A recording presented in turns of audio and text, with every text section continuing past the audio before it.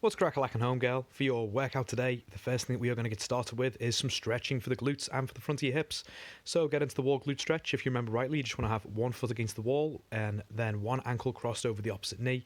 And then you want to turn your knee out there just using the power of your own leg. If you want to get a bit of a deeper stretch doing this, anchor that hip down towards the floor, grab hold of the back of your knee and pull your knee in towards the centre of your chest, and you can lift your chin up towards there, and that'll get a bit of a deeper stretch inside the glute. After that, we want to get your hip flexors stretched. So put one foot against the back of a wall or against a couch. Against the back of a wall, just anywhere on the wall will do fine. But yeah, put it against the couch or wall and then push your hips down towards the floor and squeeze your glute. You'll be wanting to support yourself on the other foot there as well, getting that right out in front.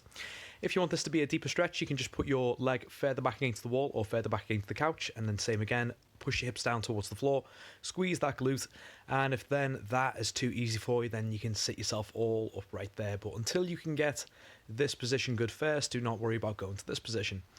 After that, the first exercise we're going to get onto is a single leg wall hip thrust, which I think you're going to absolutely love.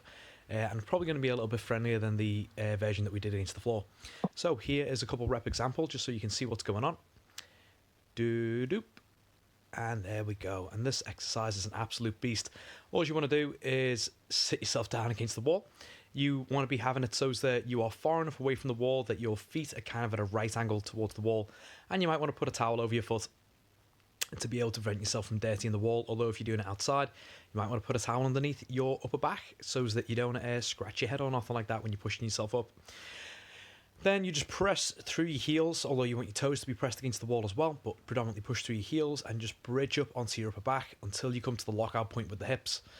Then bring yourself back down and repeat the process. If this is too easy for you, you can just move yourself a little bit closer to the wall, and that increases the range of motion and makes the exercise more difficult, although it does mean that the bridging point is going to come on higher.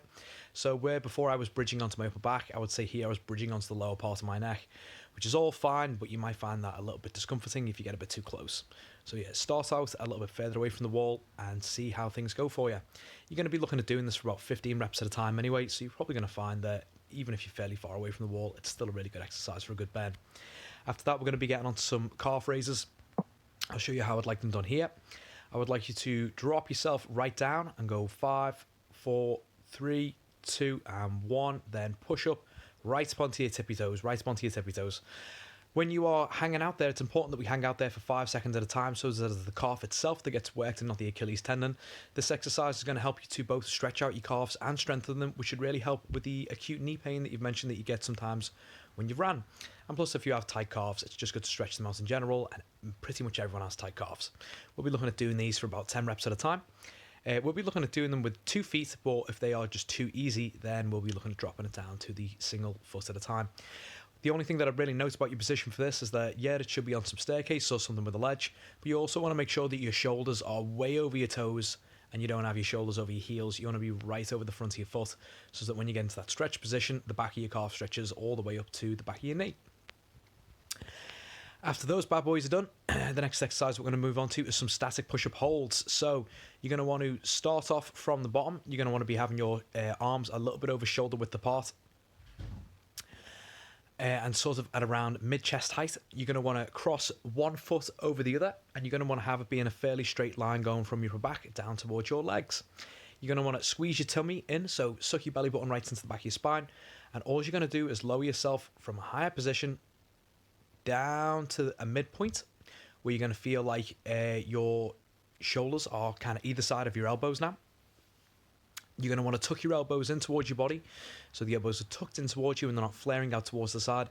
And you just want to hold this at about halfway or a little bit deeper than halfway for up to 30 seconds at a time.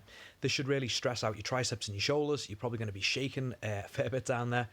And yeah, we're just going to hang out there for 30 seconds at a time, get some good strength in the shoulders and triceps right there. After we've gone through that bad boy, we're going to be going through some lateral raises with the band. You're going to want to get out your lengthy band. You're going to want to stand on it at a point where if you are just over shoulder width apart and holding the band just underneath your waist, that the band has a little bit of tension inside it but isn't super, super tight. From this position here, we want to get a little bend at the hips. So you can see there, I'm just backing out my hips and I'm dropping my shoulder over the mid part of my foot. And I'm going to be grabbing hold of the band in a fist. And now I am just going to lift my hand up towards the ceiling whilst pulling my shoulder blade back. I'm just getting back in position here.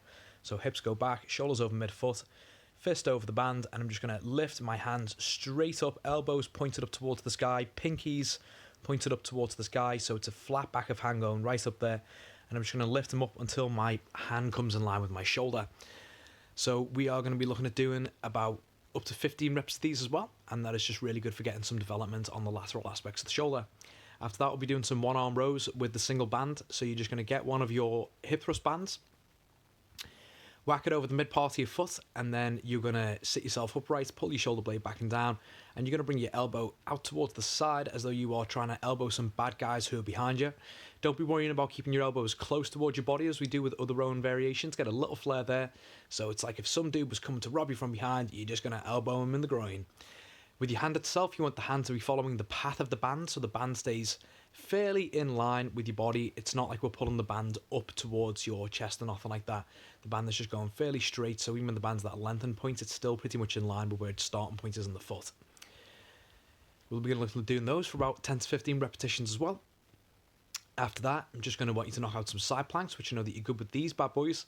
We'll be looking at you doing for those up to 30 seconds on either side, but anything between about 15 and 30 seconds is going to be sweet. And after you've gone through a couple of sets of those, we're going to look to get into some Russian twists. You can do these with a little bottle of water, a little tiny dumbbell, or just your hands. No real resistance is really needed for this one. The main thing that's important is that you're going to be sitting yourself upright. You're going to bring your heels in, so you've got a decent bend in your legs, and you're going to lean yourself back until you're about 30 to 45 degrees back there. And when you are leaning back, you should feel your abs just switch right on to try and obviously prevent you from toppling over. And while you've got that core tension on there, you're just going to want to rotate and tap your hands down to the side, or tap your object down to the side of the floor, twist and tap the other side, twist and tap the other side, and just keep on rotating around as far as you can do there. And that is going to be the workout. I will leave all the exercises and the reps and everything like that in the description below and send it to you. Hope this helps. Mwah!